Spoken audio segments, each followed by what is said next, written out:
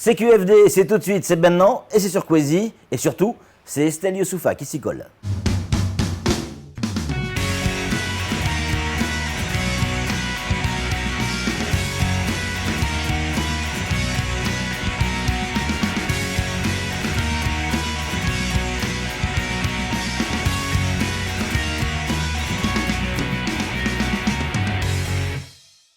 Estelle, bonjour. Bonjour. Merci de nous accueillir. Et on va faire comme dans la vraie vie. On va se tutoyer, parce que dans la vraie vie, on se tutoie. On va faire pareil. Merci de nous accueillir chez toi, ici, dans ta maison. Oui, j'aurais pas voulu qu'on en parle, mais... Ben ouais, mais on y est. Donc, c'est... Dans le jardin. Dans le jardin, c'est ça. Elle est importante pour toi, cette maison? Très. C'est la maison Pourquoi? que mes parents ont construite de leurs mains. Ouais. Et j'ai tous mes souvenirs d'enfance. Ouais. Très importante. Pour la famille, c'est un lieu où tout le monde se retrouve ici? Oui, on y vit. Ouais, Et ma grand-mère y a vécu. ouais. On lui a fait la toilette mortuaire ici.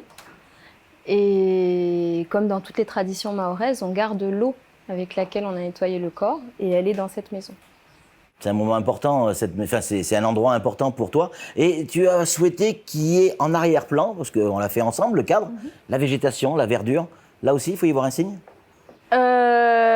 Oui, C'est Mayotte. en fait, ouais, d'abord c'est Mayotte parce qu'on a une nature qui est sublime, un patrimoine naturel qui est incroyable et unique. Et parce que, oui, on est très attaché, moi je suis très attachée à l'environnement, à la protection de l'environnement, et c'est vrai que de voir Mayotte, la déforestation qui est en cours et la destruction de notre patrimoine naturel, c'est très difficile à vivre. Et nous, Mahoraises et Mahorais, on est très attachés à la terre. Le petit mot, c'est le Malavuni, c'est la campagne. Chacun a le Malavuni. Nous, on a le Malavuni en ville. Super, super. Estelle, si tu es d'accord, on va pas réagir à l'actualité, c'est pas le principe de cette émission, mais plutôt essayer de prendre un petit peu de hauteur et de regarder Mayotte. Je me redresse. Oui, on va tous se redresser. Et regarder Mayotte de demain, l'avenir. Alors, dans l'avenir de Mayotte, il y a ce fameux projet gazier dont beaucoup parlent. Est-ce que, pour toi, c'est un avantage pour Mayotte, un atout pour Mayotte, ce projet gazier? Je pense que ce projet gazier peut être extrêmement intéressant pour Mayotte si on en tire le profit maximum et qu'on aborde le projet correctement. T'as le sentiment qu'il n'est pas abordé correctement? Ce qu'on a entendu lors des rencontres au conseil départemental, mais et à mon avis, cette approche va évoluer, j'espère. C'est très peu ambitieux, alors qu'on parle d'une croissance à 2 chiffres pendant au moins 20 ans sur la région, à quelques centaines de kilomètres. Et donc le sujet, c'est comment est-ce que on permet à notre île de participer à cette croissance et d'en tirer le bénéfice. Ce qu'on a entendu jusqu'à présent, c'est simplement de développer Mayotte comme base arrière, un petit point de transit pour le personnel français. Donc d'abord, c'est quelque chose qu'on n'avait pas avant. Oui, c'est toujours mieux que rien, mais je pense que vu les besoins, vu l'immensité des projets qui sont en train de se développer, on peut voir plus grand que ça. Le sujet, c'est pas simplement de développer l'accueil de 40 expats et de quelques centaines de Philippins qui seront là en transit. C'est pas ça. Le sujet, c'est comment est-ce qu'on outille les Mahoraises et les Mahorais pour aller de la PME à la grosse entreprise, au grand groupe, qui puissent être acteurs de cette croissance voisine. Et comment est-ce qu'on peut travailler, pas seulement avec les Français, il y aura des Américains, il y aura des Italiens, donc être plus ambitieux. Le chômage, c'est un problème important sur Mayotte, mais c'est aussi l'avenir de tous ces jeunes qui sont sur notre île. Il leur faudra un emploi. Oui, alors nous, ce qu'on a entendu, c'est des métallurgistes. Si vous voulez, la soudure, c'est pas l'avenir de toute la jeunesse à Mayotte. Il faut réfléchir à comment est-ce qu'on envoie former les Mahorais pour travailler dans les secteurs des hydrocarbures, comment est-ce qu'on outille les PME pour aller faire du commerce avec la zone qui va se développer, comment est-ce qu'on développe une industrie touristique qui soit vraiment performante et haut niveau, dans une zone où il y a déjà une offre qui est plutôt compétitive. Et puis, il y a aussi être attentif aux demandes du secteur pétrolier qui a l'habitude d'avoir des exigences. Nous, dans ce qu'on a entendu de la réponse des acteurs publics, on les a trouvés un peu passifs, pas très ambitieux. Donc il y a toute la question de l'apprentissage des langues, d'orienter les bourses, les formations pour aider les Mahorais à se préparer à cette croissance qui arrive. Pour le commerce international, le secteur des hydrocarbures, les équipements, le Mozambique a des réserves agricoles. Comment est-ce qu'on développe des formations qui permettent aux Mahoraises et aux Mahorais de construire une offre pour la sécurité alimentaire de notre île? Il y a beaucoup de choses. Comment toi tu vois les choses? Comment on pourrait attirer leur attention sur ces points-là? L'attention de qui? Des investisseurs, de Total, du sous-traitant de Total. Si vous avez Technip, alors si tu as écouté attentivement pendant la conférence, ouais. Technip a dit texto, je ne suis pas un investisseur, je suis un client. Oui. Et je pense que tout le monde n'a pas voulu l'entendre. Ouais. Or, c'est très particulier. Ces grands groupes internationaux, ils ont l'habitude qu'on leur déroule le tapis rouge et ils ont l'habitude aussi qu'on leur pose des conditions.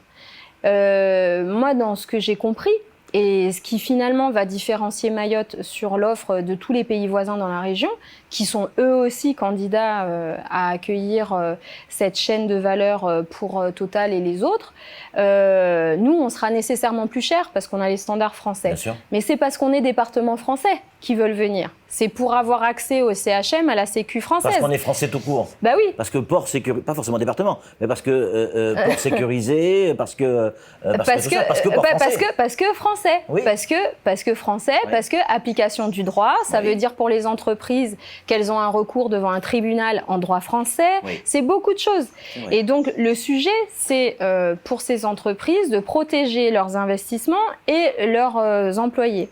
Le sujet pour Mayotte, c'est de tirer de la valeur et pas être simplement l'espèce de tarmac sur lequel ces gens atterrissent et repartent pour aller à la Réunion. C'est pas si on est juste une zone de transit telle que l'envisage la préfecture et Madame Voynet à l'ARS, on va pas en tirer grand-chose. Et les opérateurs au niveau médical, comme les opérateurs techniques, n'ont pas parlé d'investissement à Mayotte. Donc le sujet, c'est pouvoir développer la santé. Non. Ils nous demandent de faire les investissements ouais. pour que eux puissent les consommer. Ce qui n'est pas choquant en soi, mais il faut que nous on en tire quelque chose. C'est pas à perte. Ils vont demander des abattements fiscaux, ils vont demander des conditions extrêmement favorables. Le sujet, c'est qu'est-ce que nous, acteurs locaux, demandons pour être acteurs de cette croissance et prendre notre part aussi. Il y a aussi... et ça pourrait se concrétiser comment? Comment nous, on pourrait prendre notre part là-dedans? Moi, je pense que il faut voir comment est-ce que on peut encourager le secteur privé mahorais, mais pas que les grands groupes. Il y a tout le secteur, mais et l'appel d'offres, tout le monde peut y répondre. C'est pas que ça. On parle pendant 20 ans oui. d'avoir plus de 10 ou 15% de croissance à quelques centaines de kilomètres. C'est-à-dire que à Paris, pendant que tout le monde sera dans la récession pendant plusieurs années en Europe, ici, on sera au cœur d'un énorme boom économique. Oui. Le sujet, c'est pas d'être passif et de regarder et de prendre des petites miettes. Il faut quand même qu'on ait plus d'ambition pour Mayotte. On est capable de plus. On a des talents, on a des capacités, on a des jeunes. Mais c'est l'objet d'une réflexion et d'une politique construite. Ça veut dire former, accompagner les entreprises, les jeunes, les envoyer dans les filières sur des vrais boulots qui correspondent à l'ingénierie, l'hydraulique, le maritime, pour pas simplement être manutentionnaire ou soudeur. Il n'y a pas de sous-métier, loin de moi cette idée. Mais il y a aussi beaucoup d'autres choses à faire. Donc pour que les Mahoraises et les Mahorais créent une richesse qui reste à Mayotte, parce que ces grosses entreprises, elles viennent, elles consomment et elles partent. Estelle, ça veut dire quoi? Pourquoi il n'y aurait pas une entreprise mahoraise qui répond à l'appel d'offres qui va être proposé d'ici la fin de l'année? Les grands groupes, en fait, ils vont vous demander, ils demandent une offre globale. Ouais. Le sujet, c'est comment est-ce qu'on adapte l'écosystème économique à Mayotte pour lui permettre de saisir les opportunités qui vont venir. Ouais. Tout n'est pas dans l'appel d'offres. Tout n'est pas. C'est tout ce qui va découler de cette croissance. Et en fait, si par exemple on n'apprend pas à parler portugais parce qu'au Mozambique ils sont lusophones, si on n'apprend pas à parler anglais couramment, on aura beaucoup de mal à travailler avec ces opérateurs. Il y a tous les services bancaires, il y a tous les services administratifs, il y a toute l'offre économique qui peut accompagner au-delà de simplement l'accueil du transfert de Dzaoudzi à Trévani où 40 expats vont avoir les doigts de pied en éventail pendant leurs quelques semaines de repos. Il faut savoir, est-ce qu'on leur offre une offre touristique qui est beaucoup plus importante, qui monte en gamme, et qu'est-ce qui nous différencie de l'île Maurice, de Madagascar ou des Seychelles qui sont moins chères et de meilleure qualité? Nous, est-ce qu'il faut mettre en avant notre lagon, puisque finalement dans la région on est les seuls à avoir un patrimoine naturel pareil, et donc c'est réfléchir à ça, et tout ça, ça se prépare en amont. Mais on a aussi des réserves. On a des réserves par rapport au fait que cette clientèle, ces opérateurs, ces grands groupes, il faut comprendre comment fonctionne une plateforme pétrolière. Ce sont des ingénieurs, que des bonhommes, qui sont en mer. C'est un domaine que tu connais quand même. Oui, parce que moi j'ai travaillé avec des grands groupes étrangers pendant de longues années. Donc ce sont des bonhommes, des ingénieurs, des opérateurs ultra spécialisés qui opèrent en mer offshore, donc au large, sur des plateformes. C'est un travail qui est très dur, très, très éprouvant physiquement, mais avec des gens qui ont des salaires énormes. Ils gagnent leur vie pendant 3 semaines, 1 mois, et ils reviennent, ils ont par obligation légale plusieurs jours de repos, et après ils repartent en mission. Pendant ces quelques jours de repos, et la demande qu'a Technip et qu'a aussi Total, c'est de dire est-ce qu'ils peuvent utiliser Mayotte pour avoir ce repos et se ressourcer, se reposer. Les habitudes de ces messieurs sont certes de dépenser et de consommer, mais ils aiment aussi les filles de joie et avoir un certain divertissement. Donc on va dire les choses clairement, s'il s'agit que le projet gazier ouvre des maisons de prostituées à Trévani ou à Ngouja parce qu'il faut accueillir les 40 expatriés de ces plateformes pétrolières, il n'en est pas question. Il faut quand même qu'on respecte Mayotte et qu'on respecte l'équilibre social et la vie qu'on mène ici. Il n'est pas question non plus de développer, comme le CHM est en train de le dire, une offre sanitaire qui est destinée à ces expatriés, où en fait on va utiliser le fameux avion sanitaire d'Air Voinet pour aller transporter ces personnes de Mayotte à La Réunion, et que ces personnes aient la priorité sur les patients mahorais.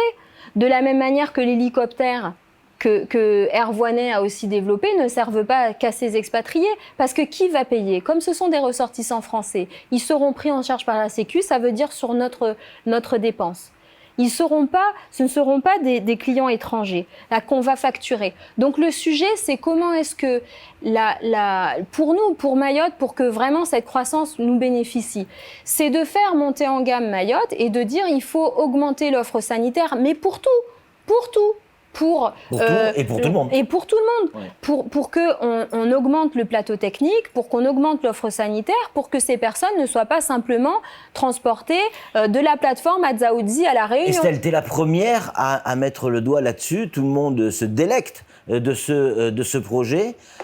Tu crains pas qu'avec ce discours, on fasse peur à ces gens-là? Non, qu'on fasse peur à ces gens-là qui décident de ne plus venir alors que l'appel d'offres n'est même pas encore lancé. Alors, je ne suis pas sûre que dans un mariage, si on y va à reculons ou tout petit discrètement, il n'y en ait pas un qui se fasse avoir plus que l'autre. Je pense que si on veut un peu d'égalité, et c'est ce qu'attendent aussi ces interlocuteurs, ces grands groupes, c'est d'avoir des acteurs qui face à eux sont crédibles. Et c'est comme ça qu'on gagne le respect de son partenaire. C'est pas possible d'aller dans les discussions avec Technip ou avec Total comme des touristes en disant « S'il vous plaît, entrez monsieur, je fais la mendicité ». Non. Faut être un peu crédible et avoir de l'ambition. Plus ces acteurs ont des interlocuteurs qui sont exigeants, qui savent de quoi ils parlent, plus mais avec l'envie de faire des choses ensemble. Et plus ils augmentent leur offre, plus ils se disent « Ok, on peut travailler ». L'idée d'être passif ne fonctionne pas, pour rien dans la vie, mais pour ça en particulier. C'est-à-dire que moi, je suis convaincue que Total, mais comme Eni, comme ExxonMobil, quand ils rencontrent les acteurs qu'ils auront face à eux, les acteurs officiels, ils ont besoin de savoir que les bonhommes savent lire, et les bonnes femmes savent lire un contrat, comprennent quelles sont les conditionnalités et ne sont pas dans la course à l'échalote pour faire juste des abattements fiscaux à 0 et qu'après on vienne nous dire à Mayotte, oui, vous comprenez, le manutentionnaire à Majinga est beaucoup moins cher que vous, est-ce que vous voulez pas baisser les salaires à Mayotte? Ah oui, mais vous savez, on est département français, alors ouais, on est un peu contraint. Ah bah vous savez, ça va être gênant, alors est-ce qu'on peut encore un petit peu raboter fiscalement? Non mais attendez, à un moment, il va falloir payer pour la gendarmerie, pour le CHM, pour tous les services qui sont garantis parce qu'on est département français. Il y a une fiscalité qui est liée à ça. Si Technip ou Total choisit Mayotte, c'est parce qu'ils viennent parce que c'est un territoire français. Il y a des droits, mais il y a aussi des obligations. Donc il ne faut pas les perdre de vue. Le sujet, c'est vraiment très politique, c'est de la politique publique pour créer une croissance qui est durable et endogène, et qui n'est pas que passagère. Que disent nos élus, que disent nos politiciens sur ce projet? Sur beaucoup d'autres sujets, ils ne se prononcent pas beaucoup non plus, mais sur celui-là non plus, alors que c'est peut-être effectivement le coup de peps qu'il faut avoir maintenant pour l'obtenir. Je pense que tout le monde découvre un peu l'ampleur du projet, que c'est... comme le disent avec beaucoup de poésie nos hauts fonctionnaires, on apprend à parler le pétrolier. On dirait qu'ils découvrent Mars. Moi, ça m'inquiète d'entendre des hauts fonctionnaires qui n'ont jamais travaillé dans le privé expliquer à des élus que oui, vous inquiétez pas, on va tout confier à un seul cabinet et on va tout gérer et on va apprendre à parler le pétrolier comme si c'était quelque chose de complètement étranger, alors qu'il faut une approche rationnelle, méthodique, politique et de vraiment comprendre de quoi on parle. C'est du boulot, mais c'est pas impossible. Tout le monde a appris. Tout le monde n'est pas né pétrolier. On le devient, on apprend, on se forme. Donc le sujet, c'est est-ce que nos élus... C'est ce qui explique que les élus ne prennent pas part dans la discussion ou n'osent pas prendre part dans la discussion? Je pense que la préfecture est bien contente de mener le dossier à sa petite mesure, parce que c'est une question aussi d'ego, et que pour les élus, il y a les élections, donc ils prennent le dossier en cours de route, mais je pense qu'il y a une vraie curiosité et c'est important et il faut qu'ils y aillent. Il faut qu'ils s'en emparent, oui. Estelle, si ce projet existe, et tu le disais tout à l'heure... mais il va exister, c'est pas si. Il va exister. À quelques centaines de kilomètres, il existera. Non, mais je parle à Mayotte. Est-ce que nous, on aura notre part? Moi, j'y crois. Est-ce qu'on aura notre part? Est-ce que, si ce projet existe à Mayotte, est-ce que tu auras le sentiment, quand je dis toi, c'est tout ce que tu représentes, et les gens que tu représentes ici, sur cette île, le sentiment que c'est le fruit du combat des parents? Parce que si ça existe, c'est parce qu'on est français, parce que c'est la France. Est-ce que ça serait le premier fruit économique, le vrai gros fruit économique? Le début de quelque chose? C'est une bonne question. Je ne sais pas si la prospérité économique fait partie des projets de départ de nos aïeux qui ont combattu pour rester français. Je pense que le premier combat, ça a été de rester français pour notre sécurité physique. Là, s'il y a la marine qui se rapproche... voilà. Le sujet, c'est qu'en effet, ce projet gazier pourrait rendre plus importante l'importance stratégique de Mayotte pour les investissements français et pour la présence de l'État en France, à Mayotte. Le sujet qui est intéressant et qui serait un peu triste pour nous, Mahoraises et Mahorais, c'est de se dire que l'État déploierait les moyens pour protéger Technip et Total alors qu'il ne l'a pas fait pour protéger la population française. Mais on pourrait en bénéficier. Ouais, accessoirement. Ouais. Mais on prend. Oui. Tu sais qu'à Mayotte, on prend. Mais on fera, mais c'est vrai que... Tu n'as pas complètement répondu à la question. Tu penses à ça que c'est... s'ils viennent, c'est parce qu'on est français. Et on a failli ne pas l'être ou ne plus l'être un jour. S'il n'y avait pas eu les aînés, jamais on n'aurait parlé de ce beau et gros projet. Écoute, je pense que la présence l'intérêt de Total et de Technip, de toute façon, la France aurait trouvé un moyen pour se récupérer. Si c'était pas Mayotte, c'est la Réunion. Et on voit bien que la Réunion est en embuscade sur ce projet. Ouais. Le sujet pour Mayotte...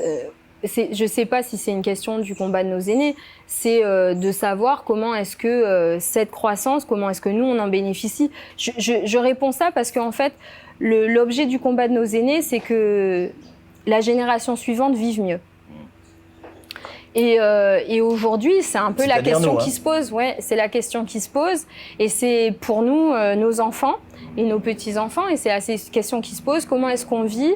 Est-ce qu'on vit mieux? Et donc, cette question de la prospérité économique, mais en fait, de tenir les leviers économiques, de ne pas être simplement qu'une énorme administration locale, territoriale, et en fait d'abandonner, que les Mahoraises et les Mahorais abandonnent le secteur privé, ça fait aussi partie des questions qui sont importantes. C'est ça, la question de fond. Je pense plus que la question statutaire, c'est comment est-ce que nous, on arrive à construire une croissance qui reste et qui est endogène.